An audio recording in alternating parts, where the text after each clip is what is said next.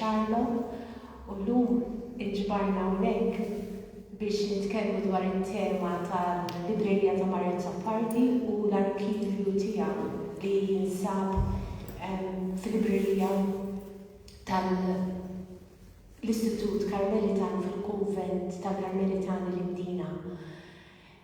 Iddiskutejna flimkien kif se nittrattaw din it-tema u ddeċidejna li nimxu mill-aspett domestiku għal dak pubbliku.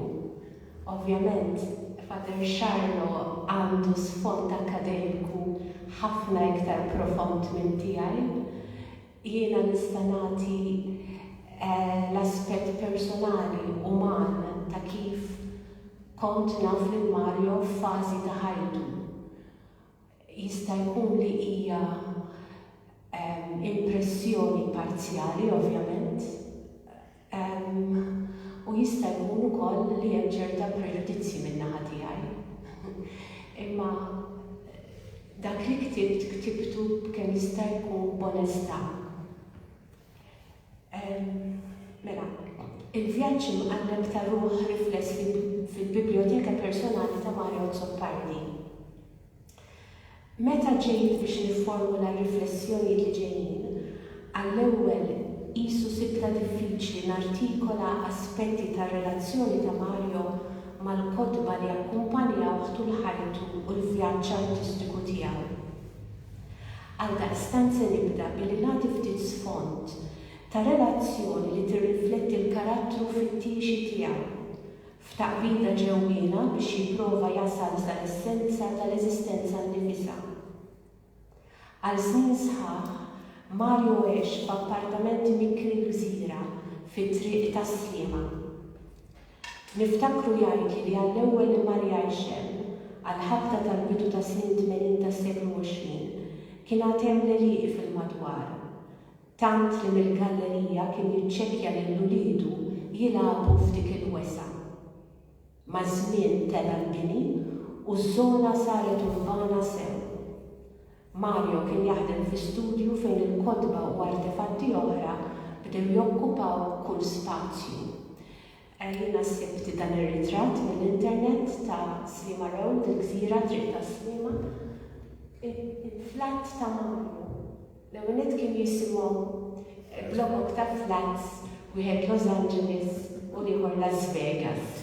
Mario kien joqgħod fil-blokka jisimha Las Vegas.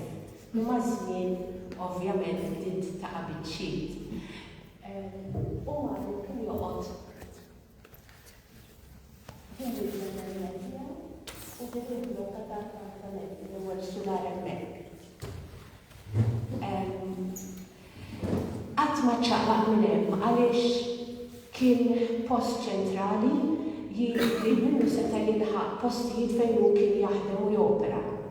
Il-Liċew ġdid, Junior College, fi żmien id-Drama Center, il-Ministeru tal-Edukazzjoni, il-Mango Theatre, jiġifieri għalih kien konvenjenti li jibqa' jgħixem. Kien jaħdem ukoll mal-mejda tal-kċina. Ħafna drabi bit-televiġjonati u ovvjament bħal ħafna awturi u artisti oħrajn, jiġri xejn speċjali f'dan nimmaġina, notebook ħdejh, tolqtu xi ħaġa u jikteb. Fejn munzelli ta' kotba u artikli minn rivisti u gazzetti kellhom ukoll l-ispazju privileġġjat tagħhom. Jiġifieri kien hemm post fuq il-mejda tal-kċina fejn jiekollu biss eventwalment. Il-kotba kienu jokkupaw kollox, it was a working flat, jiġifieri jienu nipprepara l din it-taħdita. Iltqajt ma' riflessjoni Unpacking My Library, a talk about collecting ta' Walter Benjamin. Fija jitkellem dwar il-ġar tal-librerija tiegħu.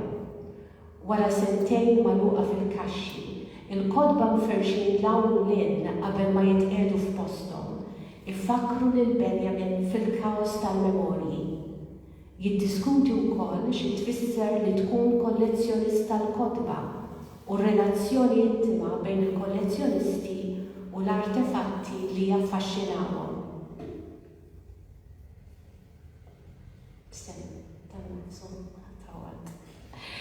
Dan diskors li ma jgħodx għal Mario, li ma kienx kollezzjonist fis-sens dejjaq tal-kelma, la kellu kollezzjoni ta' penitenzja antika u lanqas kien interessat fil-valur monetarju tal-kodba. Il-penitenzja li ssib għandha x'taqsam ma' ħidmietu mis-sittinijiet il-qudiem. L-interessi tiegħu kienu varji, mill-letteratura sat-teatru, mill-istorja tar-reliġjonijiet sal-psikoloġija u s-soċjoloġija, mill-istorja tal-arti viżiva sal-ċinema, l-istorja l-politika u l-filosofija tal-edukazzjoni fost oħrajn. Kien eklettiku fis-suġġetti li jinteressawh. Il-kollezzjoni tvarja wkoll fit-tip ta' kodba. Titli immirati lejn il-qarrija ġenerali kont issibhom imħaxkna bis-swit il-kodba ta' ħassiba u rwieħ bħal Dante, Shakespeare, Baudelaire, Ibsen, T.S. Eliot, Dostojevski, San Juan tas Salib, Akhmatova, Augusto Boal u tantu oħrajn. Fi kliem ieħor, għal Mario l-kodba ma kinux oġġetti li jistgħu jkunu fetiġizzati. Kien bniedem li jiddialoga magħhom f'interlokuzzjoni ħajja u dinamika li nsibu rifless tagħha fil-kitba kreattiva u akkademika tiegħu. Ktieb kien jimtela noti, passaġġi markati u artikli minn rivisti u gazzetti relatati mas-suġġett li kien jinfilshom fihom. Xi drabi tiltaqgħu wkoll ma' xi flus jew skits imħażżeż baġla. Fil-librerija tiegħu issib titli li nebħu test letterarju jew jistennew fih.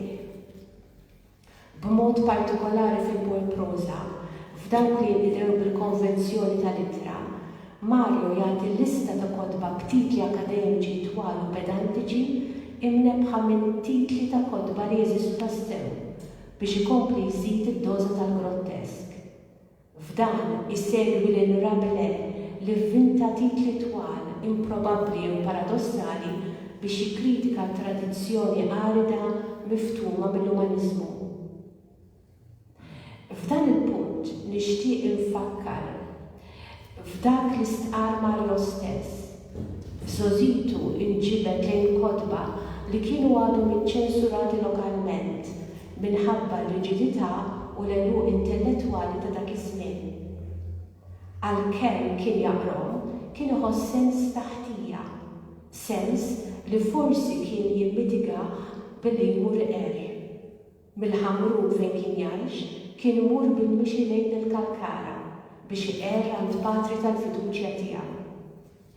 Dan il-ħiel biografiku joffri xhieda tal-importanza ta' testi ewlenin fit-tiswir tal-kuxjenza artistika tiegħu.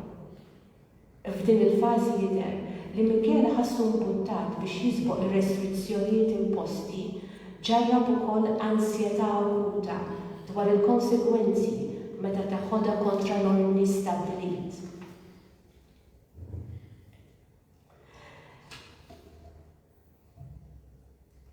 Mal-kodba wkoll, Mario kellu relazzjoni komplessa li mhux l-kemm tirriduċija.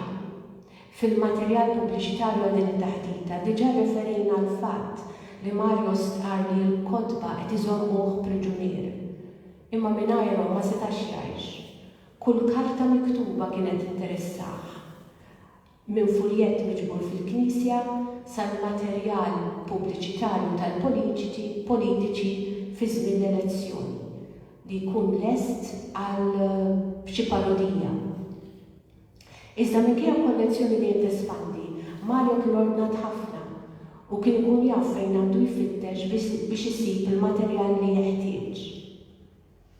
Fid-dar tal-anzjani tal-Mosta fejn għex minn April 2017 sa mewtu f'Marzu 2022, ippruvajna noħolqulu l-ambjent tal-librerija bi ftit xkafef bil-kodba. Biex ninqeda b'terminu letterarju, f'dan il-punt il-librerija ta' Mario turi ċeżura, asma u destin ġdid. Kien diġà twebbel bl-idea li għandi l-librerija u l-arkivju tiegħu lill-Istitut Karmelitan. Għalkemm kien hemm min issuġġerixxa li dan il-wirt kulturali u artistiku għandu jingħata lill-Istat, Mario ma kienx konvint. Li artist ikun neutralizzat billi jingħata status nazzjonali kienet raġuni ewlenija tiegħu. Għaraf ukoll it-tradizzjoni intellettwali qawwija tal-Ordni Karmelitan u setet kienet din li wasslitu għad-deċiżjoni li ħa. Wara numru ta' waqgħat uħud minnhom fit-triq fejn ġabruh irwieħ twajba, esperjenza li sfrutta kreattivament ukoll meta qabbilha mal-waqgħat ta' Kristu tul il-mixja lejn Lorja sal-Golgota. Mario għaraf li ma setax jibqa' jgħix b'mod indipendenti. Kien żmien wara li ġie organizzat il-kant ta' ħwejġu. Fil-proċess imbieħ jew intilef xi materjal. Qabel ma l-proċess twaqqaf il-proċess tal-irkant fejn għandha x'taqsam il-librerija u l-arkivju qed ngħidu għax artefatti oħra nbijaw.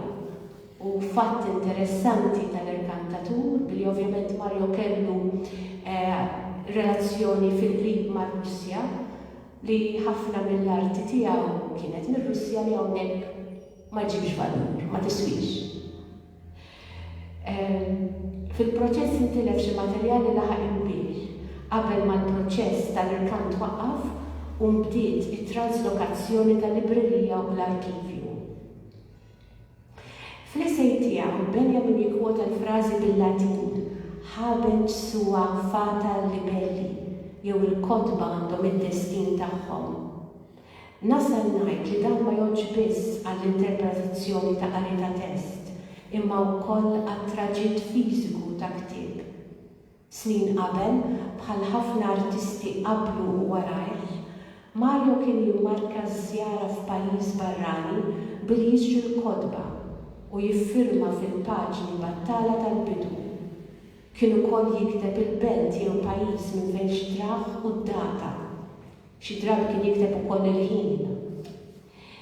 Issa kien imess li l-biblioteka tiegħu titrasporta ruħha. Fl-imdina, il-librerija ħadet ċeħta oħra. Il-kotba ma baqgħux iffullati u kellhom l-ispazju fejn jimirħu. L-arkivju tqiegħed f'kaxxi apposta imma s'issa għadu mhux katalogat. U proċess li jirrikjedi ħafna ħin u fejn kien possibbli inżammet kull karta minn korrispondenza sa artikli printjati mill-internet għaliex Mario kien bniedem tal-karta kien jaqra. L-iskrin ma twilidx f'dik l-epoka, tpinġijiet djarji għalkemm Mario kien jgħid li ma kienx bżonn djarju kif nifhmuh b'mod konvenzjonali. Ma kienx jikteb l-impressjoni tiegħu ta' post li żar, imma kull esperjenza servit ta' materjal kreattiv li xi drabi sab l-espressjoni artistika żmien twil wara. Jekk tradizzjonalment il-qari marbut mal-edukazzjoni, Mario kien kontinwament jinsisti li l-edukazzjoni mhix sempliċement proċess utilitarju.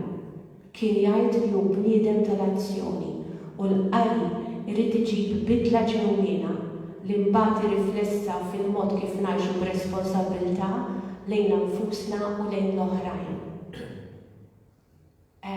L-aħħar żewġ ritratti juru żjara li Mario għamel fil-kunvent l-Imdina biex jara l-librerija tiegħu. Kien nhar l-ewwel ta' Ġunju 2019 u feraħ immens jiġifieri bix-xogħol li kien sar dakinhar. Grazzi ħafna.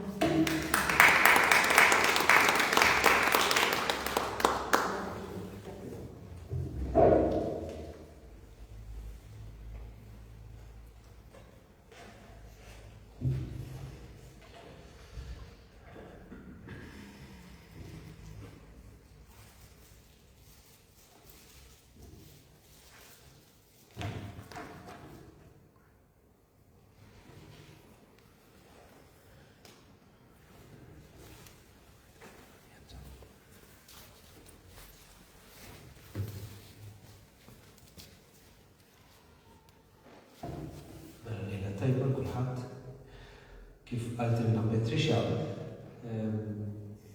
ħsibnija fl-imkien, ġifiri, diskutejna fl-imkien qabel preparajna għajjina dak li għanna nejdu, u Patricia għabet id-dimensjoni ta' librerija biex nejdu għek u arkivju domestiku, u imbagħad jiena ħadru l-aspett tal-arkivju li sar issa u anke librerija li saru biex nejdu għek dominju pubbliku ħarġu l-domestiċi ta' mid-dar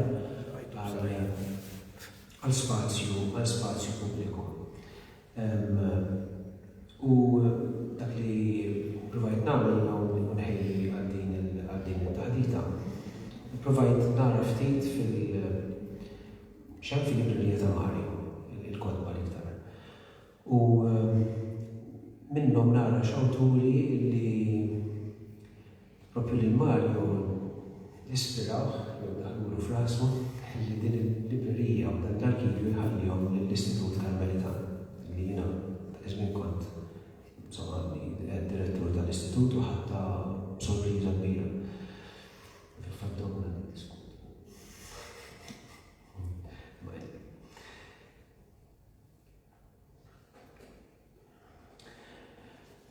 Mario Zoppardi fil-port ta' Ken ħajtu u l-ħarsin ta' tifkirtu l-librerija u l-arkivju tiegħu fl-Istitut Karmelitan Indina.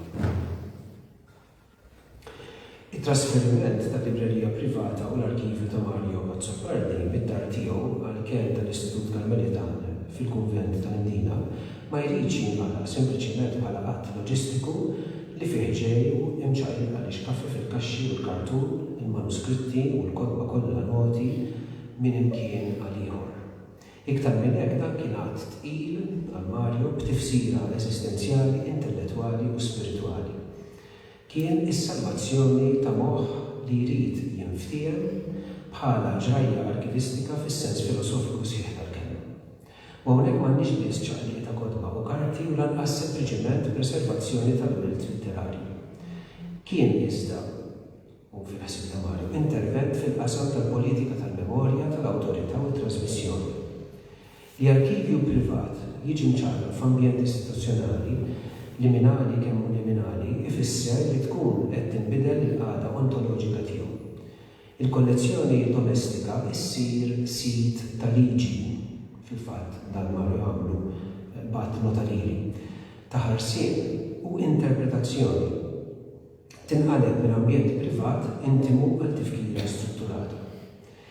L-argument ta' din it-taħdita huwa li r-relokazzjoni tal-librerija u l-arkivju ta' Mario tikkostitwixxi waqt ta' trasformazzjoni simbolika, il-ħarsien ta' struttura autobiografika tal-ħsieb, il-prevenzjoni tat-tixrid epistemiku li jħassar it-tifkira tal-persuna, il-ħolqien tat-tielet spazju ta' rikonċiljazzjoni u l-binja mill-ġdid tal-rebellioni privata f'wirt pubbliku.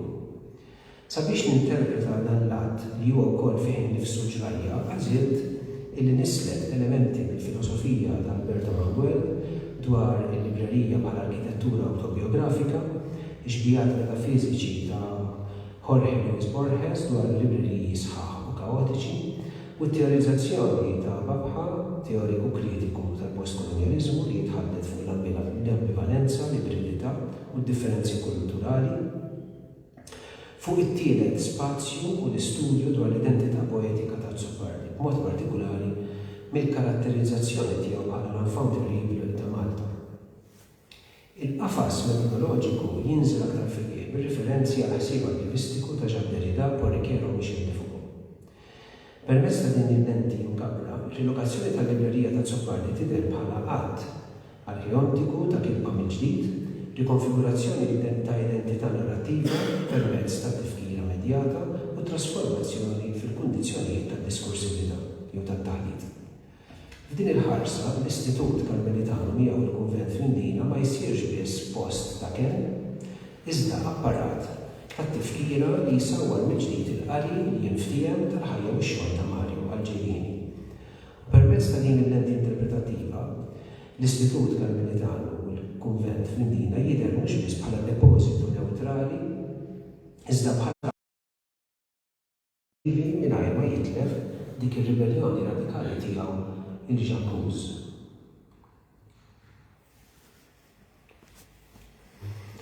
Il-librerija bil-lejl jew Library at Night ta' Alberto Manguel tipprovdi sisien konċettwali ewlenija sabiex nifhmu t-tifsira tal-librerija ta' Zoppardi. Manguel jikteb kull librerija hija autobiografika. Din l-istqarrija mhix sempliċi daqskemm tidher għax iġġor implikazzjonijiet radikali. Librerija privata mhix sempliċiment ġabra flimkien ta' testi u kitbiet, hija autobiografija li tikxef li nifisha fi spazju delimitat. Tikxef preferenzi, allerġiji, ansjetajiet, ossessjonijiet, eroq spirituali, intellettuali, nuqqasijiet. It-qassim tal-volumi, id-densità ta' ċerti suġġetti, il-qafas, il-marġini kollha tħarbix, li kollha nsibuhom fil-librerija ta' Mario, jikkostitwixxu ġbija tal-ħajja ġewwenija tal-proprjetarju. Manguel jelabora li libreriji jiffunzjonaw bħala outboard brains, tlaħħin fiżiku tal-ħsieb. Minn ħafna qabel mal-ħsibijiet u t-tifkiriet dew jieħdu forma tanġibli fil-ħasna diġitali li mdarrin biha llum il-kodba kienu diġà dewwet u din il-funzjoni li xkafef isiru estensjoni tal-għarfien tal-ħsibijiet, it-tfassil tat-testi jikxef is-sensil tal-ħsibijiet. Manguel jiddistingwi bejn libreriji bħala istituzzjonijiet pubbliċi u libreriji bħala espressjonijiet ta' mħuħ individwali. Il-libreriji pubbliċi jirriflettu l-aspirazzjonijiet kollettivi, fil-waqt li libreriji privati jesprimu l-għarfien tal-persuna u l-aspirazzjonijiet tagħha. F'dan tal-aħħar l-għażla nnifisha ssir dikjarazzjoni ta' int min int. Manguel jinsistu wkoll l-arkitettura ssawwar il-qari. Il-forma fiżika tal-librerija jgħid iddur fuq spallejk u tgħidlek kif għandek tħossok dwar il-kodba tagħha. L-ispazju mhux neutrali jagħti koreografija lill-impenn intellettwali. F'dera waħda tal-aġeb, Manguel ifisser kif bil-lejl meta jinxtelu dwar tal-librerija ikkwota id-dinja ta' barra tisparixxi u ma jibqa' jeżisti xejn li f'dan l-ispazju tal-kodba. Il-librerija ssir kosmos magħluq. U hawnhekk il-riflessjoni ta' Manguel tniżżel ftit quddiem il-vulnerabilità tal-ġisem u l-limitazzjonijiet soċjali, il-librerija tħares l-immensità ġewwenija. Meta l-ixkafef tal-librerija u l-arkivju personali ta' Mario Zoppardi bdew jinħattu waqt iċ-ċaqliq tiegħu mid-dar għall-isptar u mbagħad għad-dar tal-kura fil-Mosta, dak li kien qiegħed jiġi meddet ma kienux sempliċiment il-ħwejjeġ tiegħu li dew jiġu spalmaljati l-ewwel hemm. Iżda l-arkitettura tal-kewn tiegħu, il-ħajja intellettwali tiegħu kienet ġiet sedimentata fl-ispazju. Issa meta napplikaw dan il-qafas ta' Manguel għal Zoppardi l-implikazzjonijiet ikunu ċari, l-għażla li ċaqla l-librerija u l-arkivju tiegħu ma kienx biex jibdel il-post tal-affarijiet tiegħu. Iżda li jibdel l-arkitettura ta' moħħu. L-azzjoni li jsalva l-kodba tiegħu kienet maħsuba biex isalva l-autobiografija tiegħu spazjali fil-waqt li nnifsu li dan l-ispazju autobiografiku kien qed jiġi trasferit fil-bini, il-ħsieb ta' Derrida huwa essenzjali biex nifhmu dan il-proċess ta' Mario. F'Malta Arxiv, Jacques Derrida jfakkarna li l-kelma arkivju ġejja mill-kelma arkeion Griega, ir-residenza tal-arħons, dawk li kellhom il-poter. L-arkivju għalhekk huwa inseparabbli mill-poter. Huwa s-sit fejn id-dokumenti huma kemm ippreservati kif ukoll interpretati taħt ħarsa ġuridika jew ħarsien ġuridiku. Derrida jargumenta li l-arkivju qatt ma hu neutrali iwaqqaf jew jipproteġi ta' skemm jippreserva joħloq l-att ta' kif jirreġistraħ.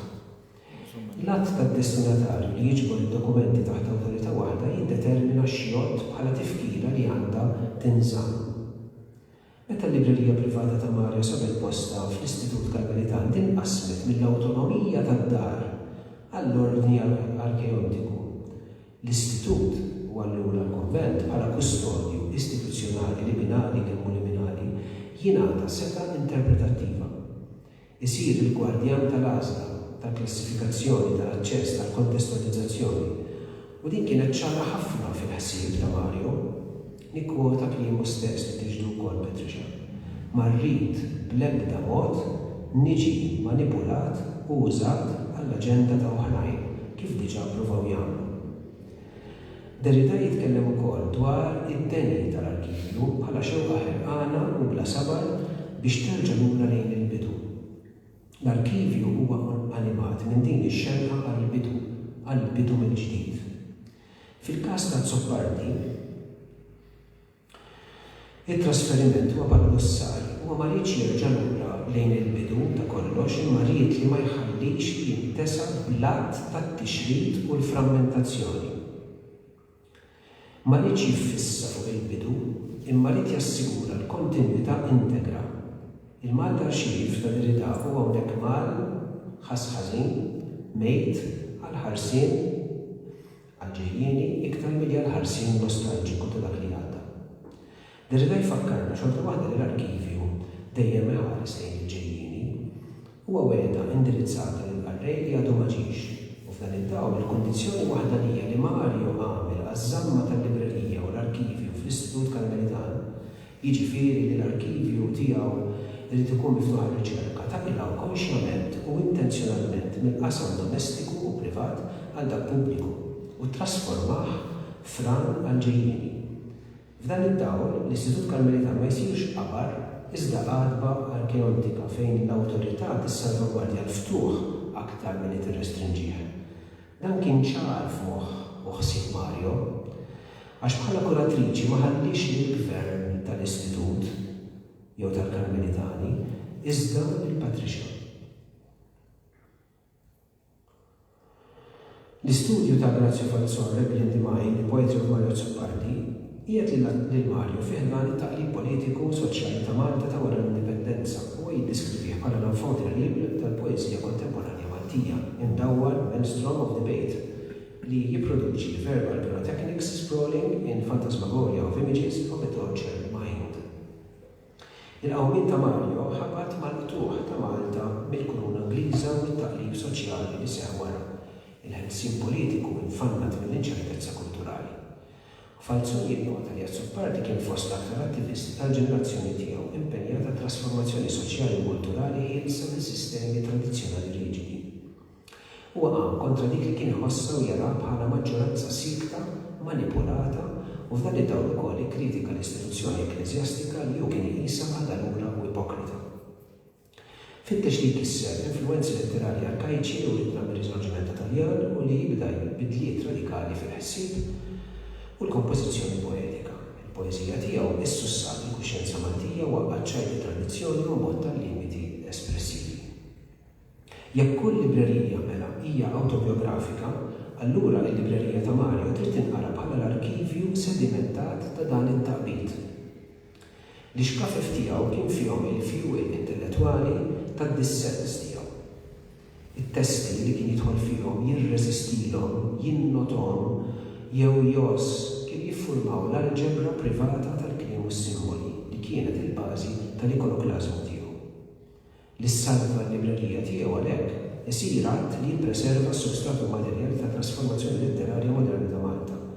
U għad li ħares mhux biss il-kodba imma l-kundizzjonijiet tar-ribelljoni tiegħu. Manuel jirrakkonta kif Fritz Saxel jiddeskrivi l-librerija ta' Emmy Werburg. Li dam il-librerija tiegħu mbagħad ħolo istitut. The overriding idea was that all the books together, each containing its larger or smaller bit of information and being supplemented by its neighbors, should by their titles guide the student to perceive the essential forces of the human mind and its history. Ma jafx Warburg, is-sistema tal-katalogazzjoni tiegħu kienet mibnija fuq li inti tinterpreta ktieb bil-ktieb li hemm ħdejh. Mhux skont jiġix kamilleri u ma tiġix kawki u mbagħad jew kellha mill-qies imma dan il-ktieb għalfejn dan ħdejh. U dan ta' ħdejh jagħti tifsira lil dan. Relazzjonali. Sabiex li ma rridx nantiċipa ma meta għamilna trasferiment ta' Mario. Ħadna ħsieb kemm jista' jkun li l-kodba jinqalgħu minn fejn kienu ġo kaxxa jiġu numerati kaxxa 1, kaxxa 2, kaxxa 3 u tqiegħdu fl-ixkaffi skont l-ordni tal-kaxxi, fl-ixkaffi skont għalhekk Patricia ġabet dak il-ritratt ta' Mario li rid jara l-librerija lesta li fissat ikun lesta biex japprova il-qada tagħhom. Ġifieri huwa għalhekk ftakart f'din ta' Warburg. Saksi li żied il-proġett ta' Warburg kien tentattiv biex jiżvela fl-era kollu tagħhom in-nervituri erja tal-ħsieb tiegħu. Huwa ferm li t-tifsira ma toħroġ, il-tifsira toħroġ mhux biss fih dan volumi individwali, iżda fil-mod ta' kif jitqiegħdu lejn xulxin, ovvjament dan jgħod ukoll l-arkivi. L-arranġament isir argument. Il-totalità tipproduċi reżonanza intellettwali li hija minn testi iżolati. Il-librerija ta' Mario l-istess ma tistax tiġi ridotta għal ġabra ta' volumi flimkien minn post tal ieħor, l-integrità tagħha tinsab fl-istruttura relazzjonali tagħha, fid-dialogi bejn il-filosofija u l-poeżija, it-teoloġija u l-polemika, il-letteratura, l-istorja Maltija, l-istorja Ewropea u l-modernizmu internazzjonali u l-bqija. Hija librerija li fiha minn kollox. Meta l-raba tiegħu bdew ibattlu l-appartament waqt iċ-ċaqli tiegħu, dak li kien friskju fil-perspettiva ta' Mario ma kienx biss li l-proprjetà tiegħu tixxerret imma l-konfigurazzjoni. Iż-żarmar tal-ixkafef kien qiegħed jedder id-diżintegrazzjoni topoloġika intellettwali ta' Mario. Għalhekk is-salvataġġ sar preservazzjoni tal-mappa jew il-mapep tal-labirint tal-ħsieb. U dan insisti fuq għaliex il-kolba tiegħu kollha x'nejlu sticky notes, taħżis, karti tal-gazzetti, noti, ġifieri hemm mappa ta' ħsieb, hemm labirint ta' ħsieb. F'Memory History of Forgetting, Riquet jikkomplementa Derrida u Manuel fejn Derrida jenfasizza l-poter u destinatarju Manuel l-istruttura relazzjonali, Riquet jisħaf il-medjazzjoni ta' identità narrativa. Riquet jiddistingwi bejn il-memorja bħala immedjatezza ħajja u l-memorja bħala traċċa archivjata. La darba l-esperjenza tiġi rreġistrata issir disponibbli għal-rikonfigurazzjoni. L-identità narrattiva e argumenta Riquet tinbena permezz tal-arranġament tal-ġrajiet f'sekwenza li tagħmel sens. Proċess li dan joħodna għal drammaturgu li joħloq plot teatrali bħalma kien jagħmel Mario. F'din il-kostruzzjoni narrattiva l-librerija privata tieħu sehem billi tibdel u torganizza l-qari f'biografija. Ma meta ssir arkivi u l-awtorità narrativa tiċċallaq huma l-oħrajn li jibdew ifasslu l-plot bħall-arranġament tal-ġrajiet f'sekwenza li tagħti ħajja mill-ġdid. U għalhekk it-trasferiment ta' Mario jibdel l-identità narrattiva tiegħu. L-istudjużi se jiġbdu konnessjonijiet ġodda, se jenfasizzaw fażijiet traskurati, se jerġgħu jinterpretaw il-polemiċi kollha. L-arkivi permetti r-rifigurazzjoni ta' Mario. Riquet jinsisti wkoll fuq id-dimensjoni etika li hemm fil-li wieħed jiftakar sewwa. Biex jista' jsir l-argument li inti għandek l-arkivi u fidejk allura jisek tiċċensura. Riquet jitkellem fuq id-dimensjoni etika fil-li wieħed jiftakar sewwa. L-arkivju jidħol bejn it-tifkira u l-istorja, ma jħallix li wieħed jinsa arbitrarjament fi waqt li jirreżisti kull distorsjoni mitika. U ta' min hawnhekk insemmu li Mario nnifsu fl-aħħar nett ukoll approva kif qedtilkom is-sekwenza tal-kodba fuq l-ixkafel. U anke s-sekwenza tal-arkivju. Fil-preservazzjoni tal-materjal kważi sħiħ ta' Mario li huwa aċċessibbli, l-Istitut tal-Medalli jiżgura li l-mixja intellettwali tiegħu tista' tkun tiġi interpretata b'mod responsabbli.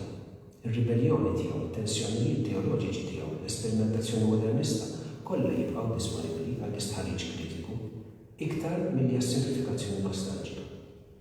B'hekk l-arkivju jsir strument etiku ta' ġustizzja narrativa. Foucault jinradikalizza dan il-konċett u jgħidilna f'The Archaeology of Knowledge li l-arkivju mhux sempliċement ġabra ta' dokumenti iżda huwa degenerate system of the formation and transformation of statements. Għalih l-arkivju jirregola dak li jista' jingħad, dak li jiġi maħsub u leġittimizzat f'ħejdan epoka partikolari. Huwa r-regola tat-taħdid. Issa l-librerija privata ta' Mario darba kienet tiffunzjona bħala l-matriċi ġenerattiva tat-taħdid personali tiegħu. Il-GPU li minnu ħarġu l-interventi poetiċi tiegħu, il-kitba kritika, t-teatru u l-medja. Issa li ġie istituzzjonalizzat huwa parti mill-arkivju diskorsiv usa ta' pajjiżna. U r-relokazzjoni tiegħu tbiddel il-kondizzjonijiet li bihom jista' jiġi studjat il-modernizmu letterarju Malti. Foucault jfakkarna wkoll l-arkivju jimmarka kemm il-preżenza kif ukoll in-nuqqas. Dak li jiġi maħares jifforma dak li se jiġi maħsub. Dak li ntilef jifforma is-silenzju. Is-salvataġġ tal-librerija ta' Mario allura ma tħallix ċerti silenzji jieħdu l-erur. Hija tirreżisti tħassir ta' linji intellettwali, marġinali u kontroversjali. Fi kliem Foucault tħares lejn l-eteroġeneità fil-qasam tat-taħdid dwar Mario. Borges li Total Library jimmaġina il-medja arkivistika tixxejjer misħuħija għal-kaos. F'din il-librerija kull test possibbli jeżisti, iżda l-eċċessività tal-materjal il-wisq joqtol kull tentattiv biex jikteb l-arfin sinifikattiv. Din il-librerija bla-qiegħ ta' Borges fija kull kombinazzjoni possibbli ta' ittri li kullu ngħidu l-algoritmi. Fiħdan il-volumi għomja tagħha jinstab fuq il-fost oħrajn il-katalogu sħiħ tal-biblioteka u mbagħad kif li jeżisti il-prova tal-ineżattezza ta' dak il-katalogu.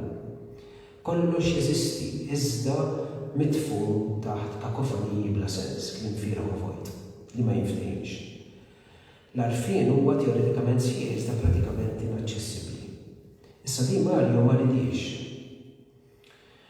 Għaliex, għax fil-librerija bħal din ġifieri immaġinarja li hija infinita u forsi hawn Borges huwa l-profeta fil-kuntest tal-aċċessibilità informatika ta' żmienna li flok tissarraf f'għarfien aktar profond qed tissarraf għal superfaċjalità li ma bħala li lil Mario kienet tkiddu immens.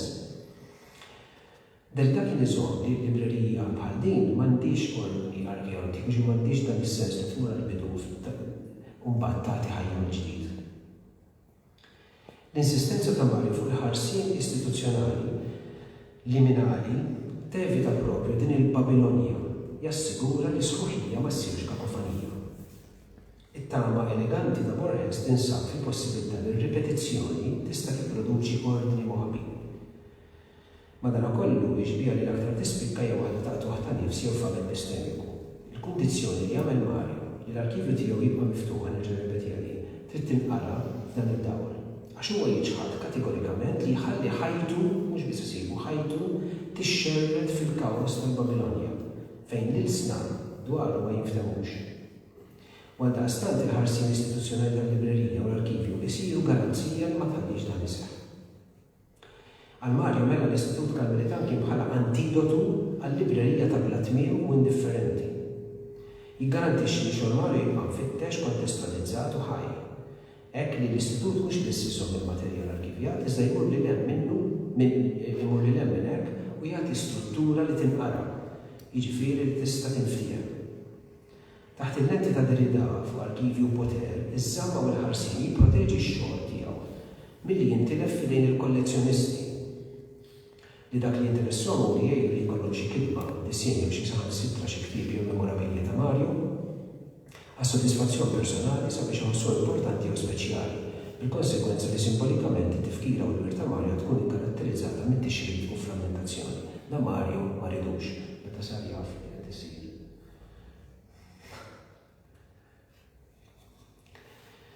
Lejn l-aħħar iċ-ċaqliq u t-tielet spazju. L-aħħar snin ta' Mario kienu markati minn ċaqliq jew trasferiment fiżiku u eżistenzjali minn residenza mikrija għall-isptar, mill-isptar għad-dar tal-anzjani. U dawn it-tranzizzjonijiet jirriflettu l-ħassib tematiku li ġie esplorat minn Borges fi Spaces of Dislocation fejn iċ-ċaqliq minn imkien għal ieħor jiddistabilizza l-identità u l-ispazju domestiku ma jibqax wieħed fejn inti tħossok postok f'sittek u sieħ. Fl-istess limit ta' ħsieb, il-kunċett ta' Babħa dwar it-tielet spazju jipprovdi qafas interpretattiv kruċjali għax Mario sab it-tielet spazju. Il-tielet spazju ma kienx fid-dar tal-anzjani. The Location of Culture jitkellem fuq spazju ta' tħabbir, a space of enunciation, li jifqa' in-narrattivi fissati b'uniformità kif ukoll jisfida l-identitajiet kulturali fissi. It-tielet spazju mela huwa spazju ambivalenti li jagħti il-ħajja. Jagħmel possibbli li l-ħna marġinali jisemmaw leħinhom u joħloq l-identitajiet ibridi. Iċ-ċaqliq tal-librerija ta' Mario joħloq spazju bħal dan li huwa għal kollox la huwa għal kollox privat u lanqas huwa għal kollox pubbliku, la domestiku u lanqas purament istituzzjonali, la qafas ta' ribellioni u lanqas qafas monastiku strett. Dan it-tielet spazju jagħmilha mela ta' medjatur, eżatt kif rid Mario. U f'din il-qagħda mtarfa liminali, ir-ribellioni ta' Mario, l-kritika antikoloniali, l-inċertezza, il-wirt kattoliku, d-dissens modernist jgħixu flimkien. L-istitut allura l-kunvent isiru f'moħħ Mario imkien ta' identità negozjata amara bejnet żewġ polaritajiet, an in-between dwelling, fejn jiltaqgħu in-narrattivi intellettwali u attivisti u spiritwali u hawnhekk nsibu arkivju kollu kemmu sekulari u lanqas relikwarju purament ekklesjastiku huwa imkien ibridu. Iżomm fikir tiegħu flimkien mat-tifkiriet u l-ġrajja moddija u korrenti ta' istituzzjoni mendikanti li hi wkoll liminali fil-ġerarkija ekklesjastika, iżomm poeta li kritika r-riġidità ekklesjastika, iżomm it-tifkira ħajja ta' tfulija mal-iskapular biex jisemmeħ fil-poeżiji, il-ħijiriet ta' nazzjon li jinnegozja identità postkoloniali, tradizzjoni reliġjuża ta' kontemplazzjoni fis-sens wiesa tal-kelma. L-arkivju hawnhekk isir imkien fejn il-kritika teżisti flimkien mal-wirt, id-dissens jiltaqa' ma' skiet, ir-ribellioni tinżamm fi ħdan ordni istituzzjonalizzat iżda liminali. U għalhekk, għax waħda mill-kritika kienet illi din hija azzjoni antitetika għal dak li kien Mario.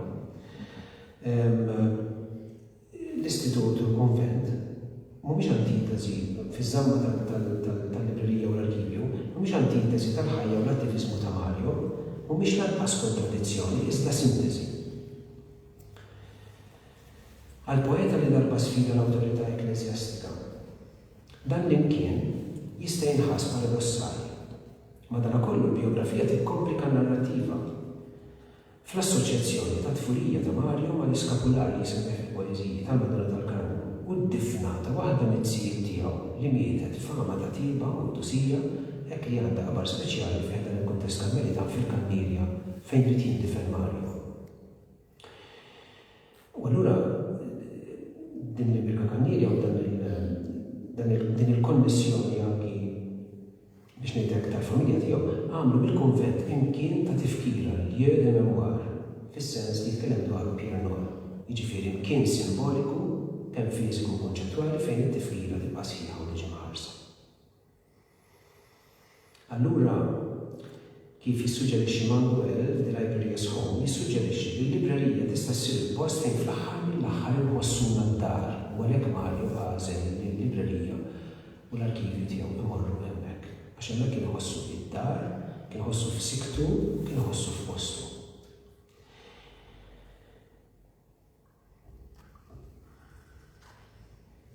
Arkivju jista' jsir monument funebri.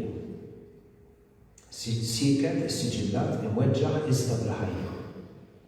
Azzopardi jirrifjuta dan id-destin b'mod espliċitu, forsi wieħed mill-aħħar atti ribellużi tiegħu. L-insistenza tiegħu li l-kollezzjoni tibqa' miftuħa, nerġa' nirrepetiha, hija proprju biex jibdel din il-librerija u l-arkivju domestiku minn monument statiku f'xibka relazzjonali ħajja. Anke flat tal-ġar u flat li għedna l-arkivju f'postu l-biblioteka, ġifieri kienu valuti ħafna nies li saru jafu l-Mario wara saħħa tagħhom. Xibka ħajja ta' elementi soċjali u kulturali. Il-librerija ta' Mario m'għadix tistrieħ biss allura fuq id-dellijiet intimi tal-ixkafef domestiċi tad-dar. Huwa jinsab f'dan l-ispazju li għandu l-rew tiegħu fl-istorja imma wkoll jagħti l-ħajja miftuħ għal fittiexa tal-ġejjieni. Tal-aħħar Borges nsibu ċertu igranfar jew żamma ma' dik li jsejħilha tama eleganti li nistgħu narawha li seħħet tal-Mario uffiċjali tal-librerija u l-arkivju tiegħu li wassal għal proċess li waslu mit-tixrid domestiku sal-ħarsien istituzzjonali kriminali, mill-vulnerabilità sal-preservazzjoni, mill-autobiografija privata sal-wirt pubbliku. Il-preżenza tiegħu ta' bniedem intellettwali, artistiku u letterarju tibqa' mhux bħala kakofonija ta' kitbiet u oġġetti mxerdin l-ewwel hemm, imma bħala sħuħija li tagħmel riżonanza f'tifkira strutturata orjentata lejn il-ġejjieni li għadu ma nkitibx. Ir-ribellioni tiegħu issa tistri fil-kontemplazzjoni, it-tifkiriet privati tiegħu saru memorja kollettiva, il-librerija tiegħu darba autobiografika u domestika issa saret storiografika u pubblika. Grazzi.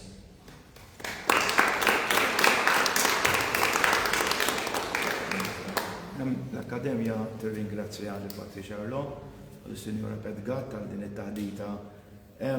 Mhux tas-soltu, għax aħna s-soltu jkollna minn kemm għamilna taħdidiet, dik kienet mhux tas-soltu, fis-sens qed nitkellmu fuq librerija ta' poeta li issa ġiet preservata bis-saħħa tal-kuntratt notarili.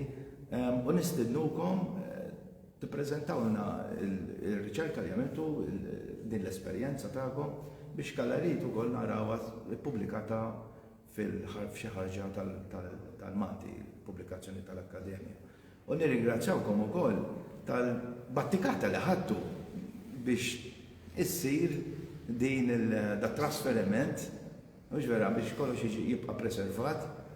Jiena kont hemmhekk darba minnhom għax kellna bżonn xi illustrazzjonijiet tal-poeta ta' Mario għal ħarġa speċjali li għamilna.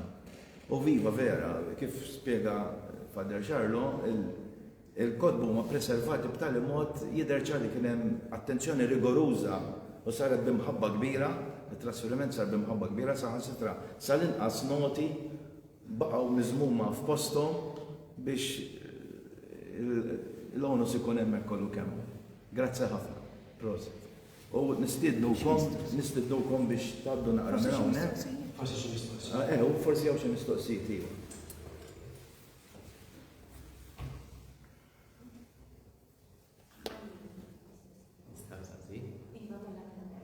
Jiena l-aħħar ta' snin design kont għamilt numru ta' intervisti ma' numru ta' poeti. Wieħed minnhom il-Mario Parti għandi xi korrispondenza miegħu u anke l-intervisti intom bħall-arkivju l-verija li apparti ovvjament ta' ferli għandu jekk kieku kelli nagħtihom dak intom taċċettaw jew ikella jew ma' sempliċiment imqal fotokopja. Għax forsi għalik ifissru embrak ta' personali magħhom imma fotokopja napprezzawha ħafna.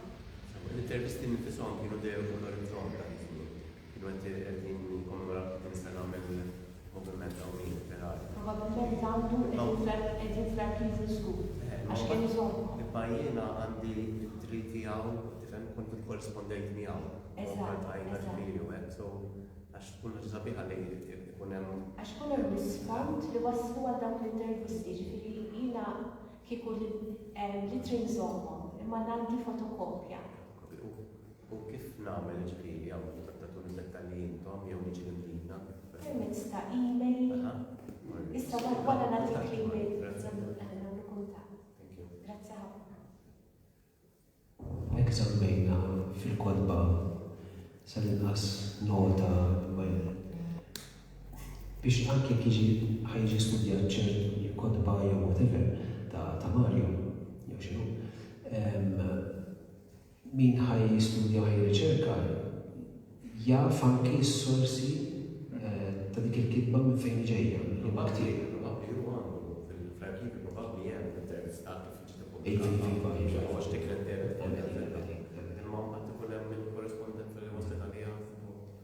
Kienu organizzat ħafna ta' u proset għadda.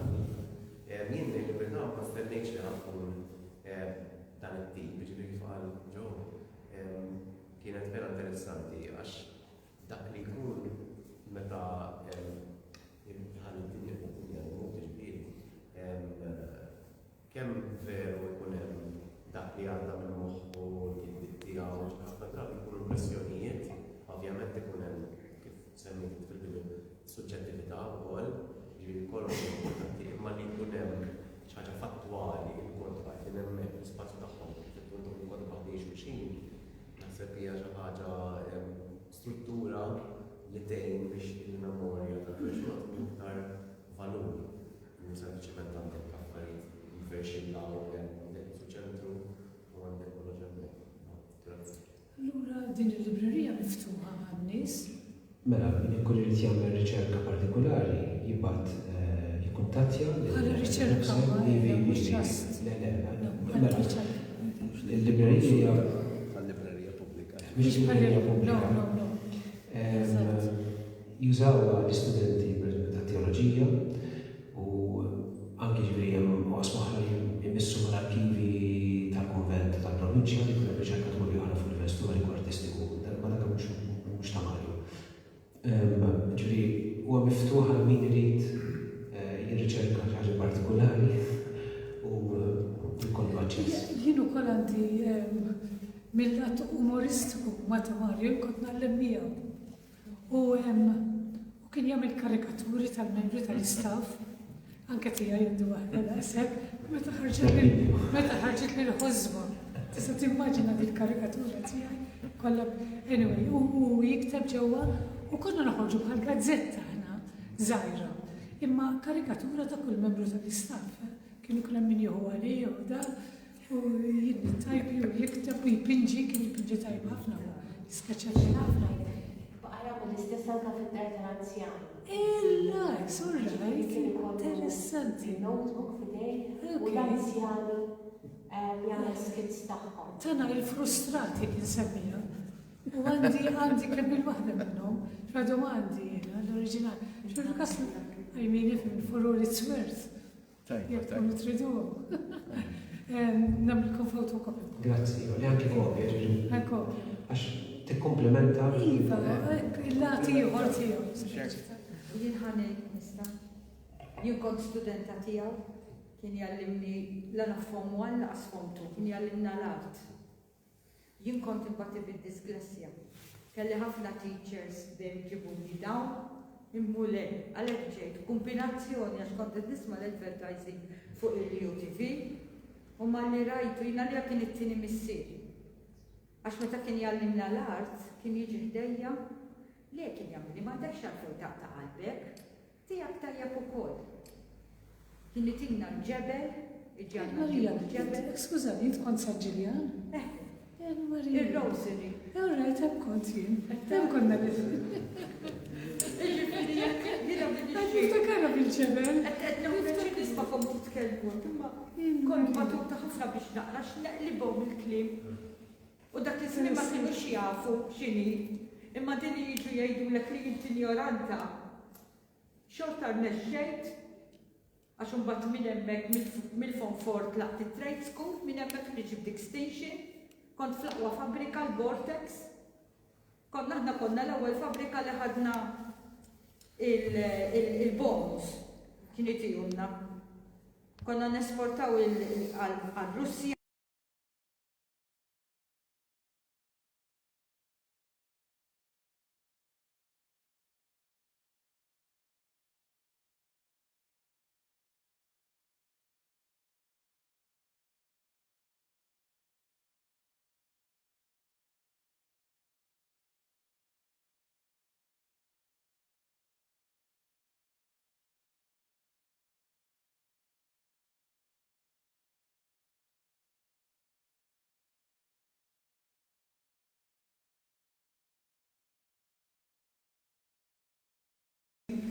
Proset ta' xogħol jażel ġmandi fil-senjura. Jekk hemm xi ħsieb li ssir bħal open day fejn tiġbed nies il-forħol, ma tiġbed nies li ma interessati fil-letteratura biex tixaraw jixtru l-letteratura. U llum waħad jaqleb qalba diġitali, jekk hemm xi ħsieb forsi xi proġett fit-tul. Forsi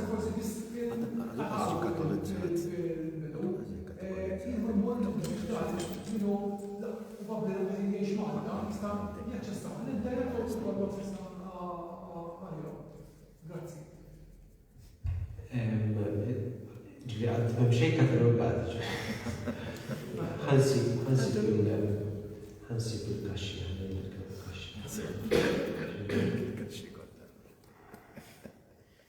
Mela, minn daw il-kaxxi, daw il-kaxxi acid free, kaxxi tal-lilu, daw għaw fuq il-200 waħda minnhom. Ġiri, hemm kamra sħiħa ġifieri sibnilu kamra hemm fuq il-bdej waħda. U l-istess preservajnihom skont għax Mario nista' ngħidlek. Mela l-affarijiet tiegħu il-karti manuskritti kien li jaqbad il-kaxxa tal-cornflakes, ma nafx kien jikol. Jaqtalhom hekk il-ġemm u jarkivjhom jiġu jisom box file. Ġifieri dak kollu li qiegħed Jiġifieri ma ħriġtuhomx. Ġi dawk il-kaxxi, ġifieri anke l-arkivju tiegħu badna u b'mod sistematiku tajnihom post daw il-kaxxi apposta l-arkivi li jippreservaw bil-susa, bil-laċtu, bil-acid free. Imma ġifieri jirrispettaw kif kienu. Jiġifieri dawk il-kodba li qed naraw in-naħat isfel. Dawk ma l-kodba tiegħu biss, ġifieri. Il-kodba daw. Ija, hemm xi 15,000 kien. Imma u fil-kaxxi xemma. L-arkivi ġifieri il-manuskritti, it-tri, korrespondenza, noti. Dak kien jagħmilha ta' kritiku. Ija wkoll. Ġifieri kollox.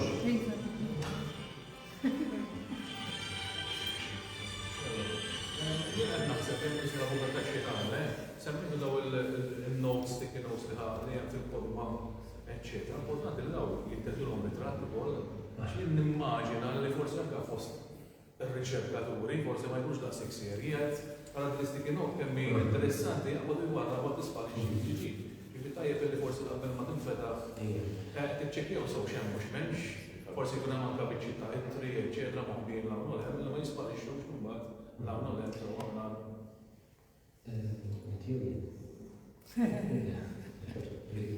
L-arkivju ovvjament huwa protett mill-liġi, ġifieri dak nafu li wara l-mewt ta' persuna jidher li Malta ġifieri hemm numru ta' snin anki biex tiġi protetta imħarsa imħarsin terzi persuni, ġifieri hawnhekk fl-arkivju affarijiet personali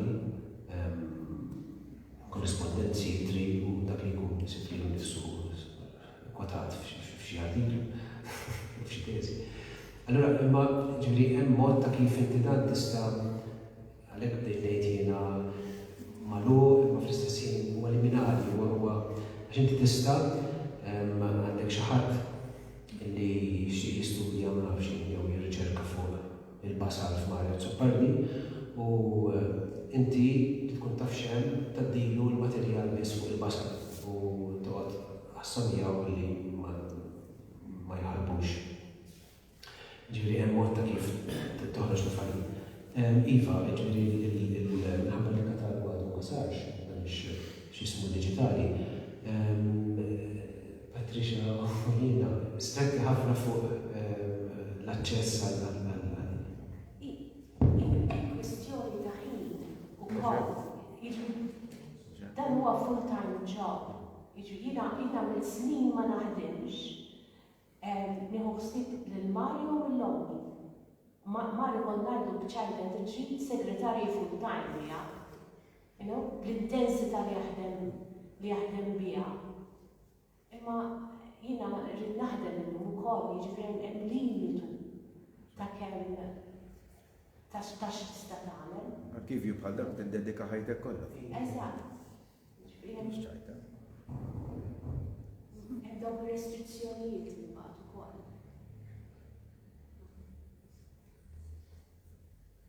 Jekk m'hemmx iktar mistoqsijiet, ngħaddu naqra minn dan il-bib. U ħanidħlu ġo kamra għax qallulna nżommu naqra disċiplina f'dik